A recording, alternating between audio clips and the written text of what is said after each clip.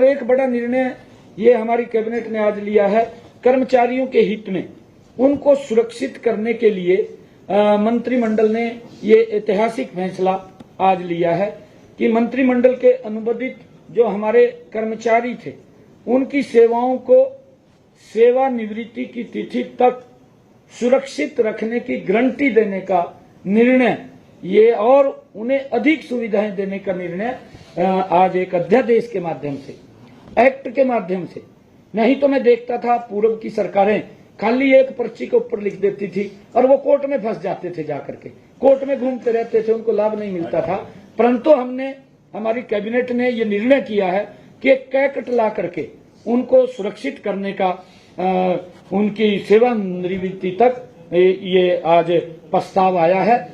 आज एक्ट के माध्यम से प्रस्ताव को हमने पारित किया है। इसके लिए मैं बताना चाहूंगा कि प्रदेश के विभिन्न विभागों में कार्यरत सभी अनुबंधित कर्मचारियों सहित हरियाणा कौशल रोजगार निगम के तहत कार्यरत सभी अनुबंधित कर्मचारियों की सेवाएं सेवानिवृत्ति के अवधि तक सुरक्षित करने का, चाहे वो आउटसोर्सिंग है और चाहे वो HKRN के माध्यम से है, ऐसे सब कर्मचारियों को जिसका हरियाणा प्रदेश के अंदर लगभग 1,20,000 कर्मचारियों को सुरक्षित करने का निर्णय आज एक एक्ट के माध्यम से हमारी कैबिनेट ने लिया है। इसके लिए मैं सभी कर्मचारियों को बधाई भी देता हूं, शुभकामनाएं भी देता हूं, क्योंकि ये सरकार लगातार उनके हित के लिए मजबूती से काम कर रही है।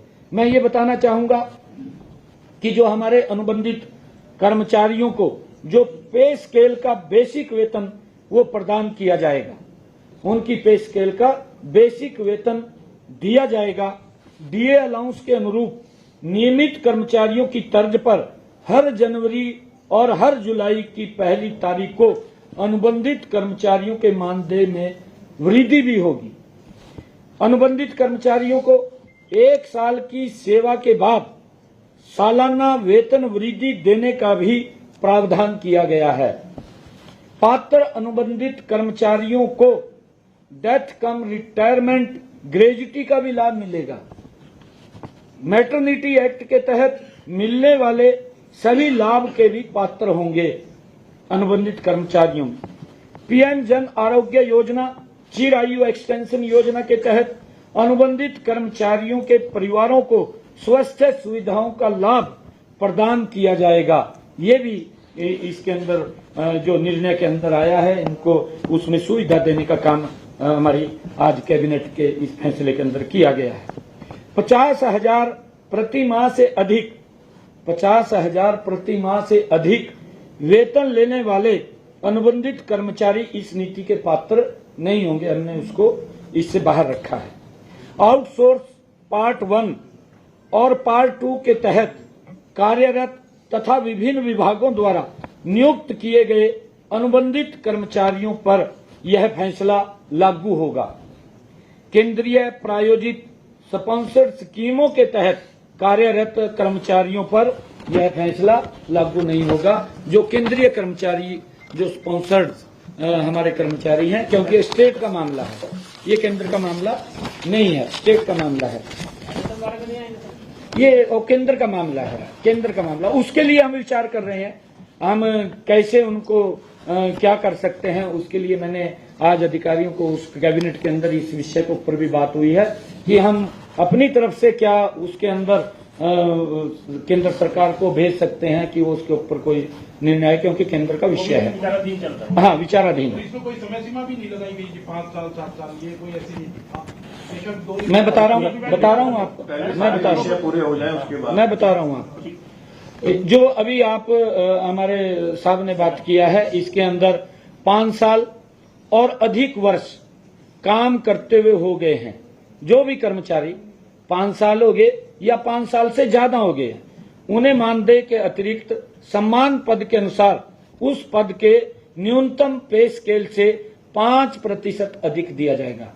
5 साल की इसके अंदर हमने वो रखी है कि 15 अगस्त 2024 तक जो भी कर्मचारी उसने 5 साल पूरे कर लिए हैं उन सबको इसका लाभ मिलेगा।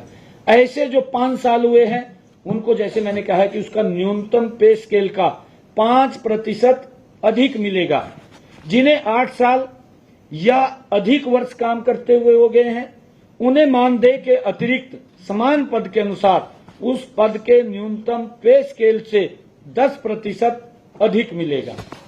जिन्हें 10 साल और अधिक वर्ष काम करते हुए हो गए हैं उन्हें मानदेय के अतिरिक्त समान पद के अनुसार उस पद के न्यूनतम पे स्केल से 15% अधिक मिलेगा। ये आज कैबिनेट ने सर्वसम्मति से, जिसका मैंने जिक्र किया है कि लगभग 1,20,000 हमारे ऐसे कर्मचारी हैं जिनको ये लाभ मिलेगा। और क्योंकि जब हमने गेस्ट टीचर्स को भी इस पॉलिसी के अंदर हम लेकर के आए थे, उसके अंदर कुछ चीजें छूटी थी। हाँ, वो एक्ट लेकर के आए थे। पहली बार है कि पहले तो पूर्व की सरकारें तो क्योंकि लॉलीपॉप देती थी और लॉलीपॉप इस प्रकार का देती थी, एक पर्ची पे लिख करके देते थे, वो कोर्ट में जाकर के चैलेंज हो जाता था। परंतु हम एक्ट के माध्यम से लेकर के आए हैं। हमने जो गेस्ट टीचर थे वो भी एक्ट के माध्यम से लेकर के आए हैं। इसके अंदर कुछ सुविधाएं उनको नहीं मिल रही थी, उसके अंदर उस एक्ट में नहीं थी। आज हमने कैबिनेट के अंदर ये भी निर्णय किया है कि उपरोक्त सुविधाओं और लाभों में से जो लाभ गेस्ट टीचर एक्ट में नहीं मिलते वे सभी लाभ भी गेस्ट टीचर को दिए जाएंगे। उनको भी हमने इसके अंदर रखा है, उनको भी लाभ ये हम दे रहे हैं। राज्य सरकार कर्मचारियों के हितों के लिए कटिबद्ध है। ये हमारी सरकार लगातार, मैं पिछले जब से हरियाणा प्रदेश के अंदर ये बागडोर आदरणीय नरेंद्र मोदी जी ने मेरे हाथों में दी है, आदरणीय मनोहर लाल जी ने दी है, तब से हम लेकर के इसको चिंता कर रहे थे। आज उसका लाभ हमारे कर्मचारियों को मिल रहा है।